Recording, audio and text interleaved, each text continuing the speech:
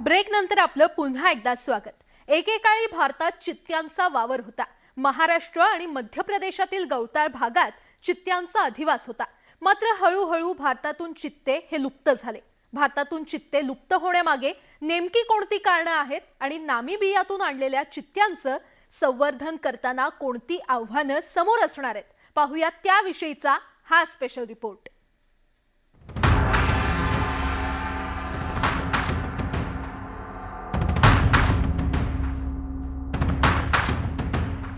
चित्ता भारतासाठी काही नवा नाही। जवळपास 50च्या दशकापर्यंत चित्त्यांचा भारतात अधिवास होता।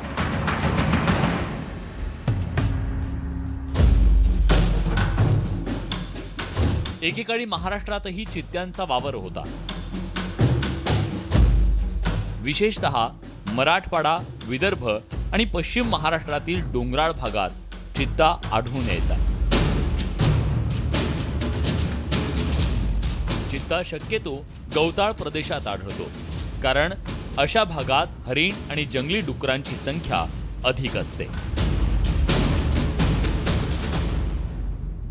विशेषतः आपला जो विदर्भ आणि मध्य भारतातला जो भाग आहे तो चित्त्याकरता अतिशय अनुकूल असा भाग आहे। त्यामुळे चित्त्याकरता आपल्याला असं नाही की जसं वाघ आणि बिबट आहे ते घनदाट अरण्यातही राहतात आणि बिबट त्यातल्या त्यात सगळ्या प्रकारच्या अधिवासात राहू शकतात। पण चित्त्याचा अधिवास जो आहे तो शेतापासून तर घनदाट जंगलाच्या मधला जो परिसर आहे तो त्याच्याकरता एकतर अनुकूल असा परिसर असल्यामुळे असा बराचसा परिसर आपल्याला लाभलेला दिसतोय। काही दशकांपूर्वीचा इतिहास पाहिल्यास आशिया, आफ्रिका आणि युरेशिया खंडात मोठ्या प्रमाणात चित्त्यांचा अधिवास असल्याचं पाहायला मिळतं। मात्र आज हा प्राणी केवळ आफ्रिकेच्या गवताळ प्रदेशात आपलं अस्तित्व टिकवून आहे।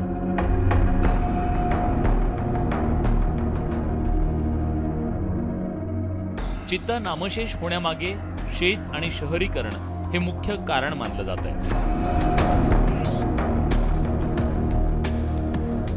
शेतीसाठी गवताळ प्रदेशाचा वापर वाढल्यानं चित्त्यांचा अधिवास हिरावून घेतला गेला। तसंच शिकारही त्यासाठी कारणीभूत ठरली आहे। राजे रजवाड्यांच्या काळात शिकारीसाठी चित्त्यांचा मोठ्या प्रमाणात वापर करण्यात आला।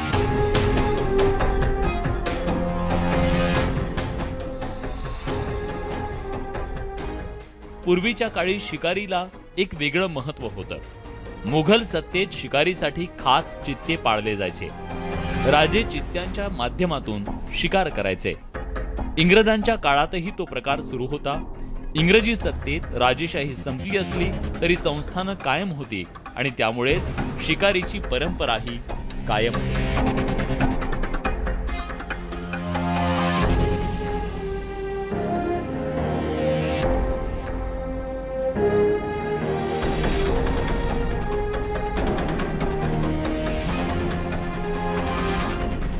भारतामध्ये 4 ते 5 हजार चित्ते जवळजवळ ह्या 1000 वर्षाच्या काळामध्ये असतील। मध्य प्रदेशात त्याचं सर्वात मोठं वास्तव्य होतं। परंतु त्या काळातील राजा लोकांनी चित्त्याची शिकार केली। त्याला हंटिंग लेपर्ड म्हणून त्याचं नावच होतं या चित्त्याचं, आणि याला पकडून पाळीव पण प्राणी म्हणून लोक वापरायचे।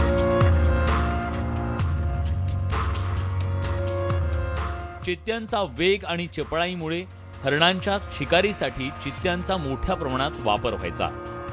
अकबराच्या दरबारात जवळपास 1000 चित्ते होते असं म्हटलं जातं।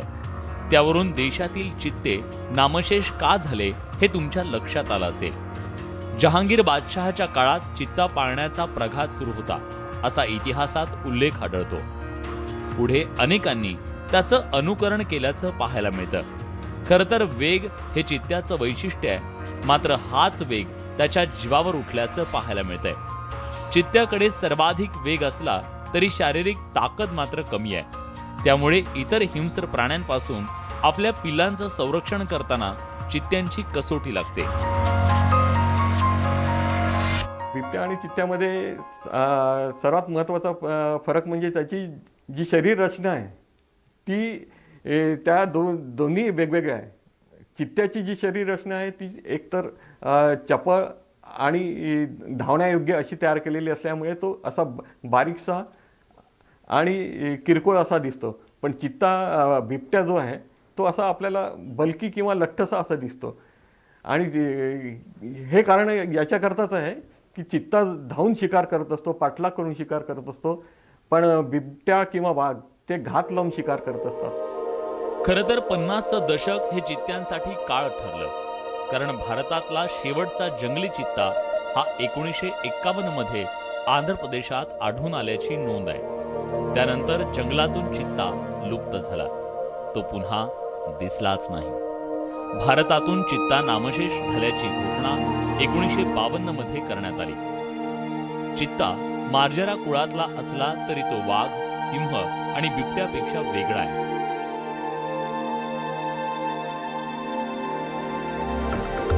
भारतात चित्ता संवर्धनासाठी आता केंद्र सरकारनं प्रयत्न सुरू केलेत. त्यासाठी नामिबियातून चित्ते आणण्यात आले. मात्र आज जगाचा विचार केल्यास जगात एकूण 7,000 चित्ते आहेत. त्यापैकी बहुतांश चित्त्यांचा अधिवास नामिबिया, दक्षिण आफ्रिका आणि बोत्सवाना पुरता मर्यादित झालाय. एकेकाळी भारतीय चित्ता हा आशियन चित्ता म्हणून ओळखला जायचा. दक्षिण आफ्रिकेत चित्त्यांची संख्या अधिक आहे. इथं जंगल, गवताळ प्रदेश आणि डोंगराळ भागात चित्ता आढळून येतो. पोषक वातावरण असल्यामुळेच नामिबिया, दक्षिण आफ्रिका आणि बोत्सवानात चित्त्यांची संख्या अधिक आहे. विशेषतः दक्षिण आफ्रिकेच्या राखीव क्षेत्रात चित्त्यांची संख्या वाढली आहे. आता भारतातही चित्त्याच्या संवर्धनासाठी प्रयत्न केला जातोय. पूर्वी भारतात चित्त्याचा अधिवास असल्यामुळे पुन्हा एकदा चित्त्याच्या संवर्धनासाठी प्रयत्न केले जात आहेत.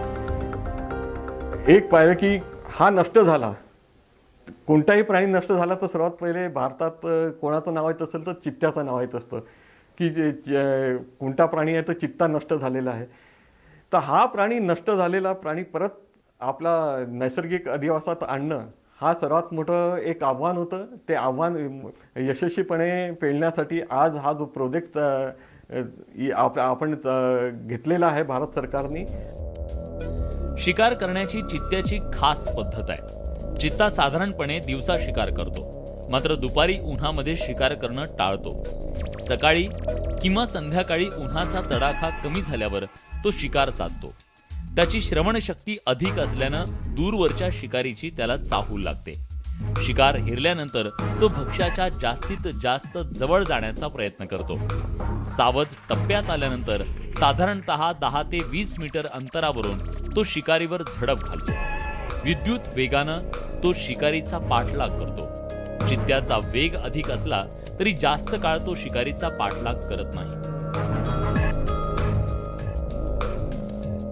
जगातला सर्वाधिक वेगवान जो प्राणी आहे तो चित्ता आहे. त्याची गती जी आहे 100 किलोमीटर ताशीपेक्षाही जास्त आहे. म्हणजे 120 पर्यंत त्याची गती जी 5 ते 10 सेकंदापर्यंत ती असते. आणि त्याची चित्त्याची खरी जी क्वालिटी आहे ती हीच आहे. तो हरणांना पकडतो, कारण हरण चित्त्यानंतर जोरानं पडणारा हरिणच आहे. आणि हरणाला पकडणारा एकमेव तो चित्ता आहे. आणि म्हणून धावून अतिशय वेगवान धावून शिकार पकडणारा जीव म्हणजे चित्ता आहे. वन्यजीव अभ्यासकांच्या मते चित्ता साधारणतः 1 ते 1.5 मिनिटापर्यंत पाठलाग करतो. या काळात शिकार हाती न लागल्यास तो पाठलाग करणं सोडून देतो. शिकार तावडीत आल्यानंतर चित्ता त्याला लगेच ठार करत नाही. भक्ष्याला खाली पाडून तो त्याचा वेग कमी करतो.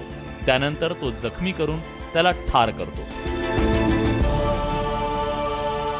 जसं बिबटे किंवा वाघ आहे ते सावजाचा पाठलाग करता लपून छपून पाठलाग करून मग त्याला त्याची शिकार करतात.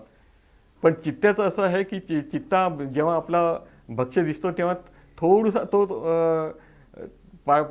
लपून छपून त्याच्या मागे येतो. पण त्याच्यानंतर तर मोकळा आणि कुरण किंवा गवताळ प्रदेशात राहत असल्यामुळे त्याला जास्ती वेळ स्वतःला लपवून ठेवणे शक्य नसतं. तो धावून भक्ष्याची शिकार करत असतो.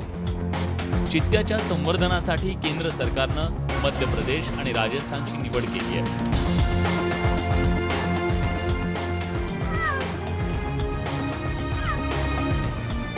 मध्य प्रदेशातल्या कुनो आणि राजस्थानमधल्या राष्ट्रीय अभयारण्यात चित्त्याचं संवर्धन केलं जाणार आहे.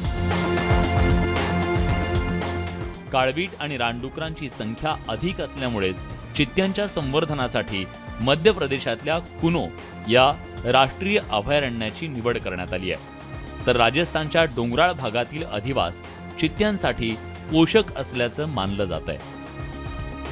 हा प्रकल्प यशस्वी झाल्यास पुन्हा एकदा भारतात चित्त्यांची वेगवान धाव पाहायला मिळणार आहे.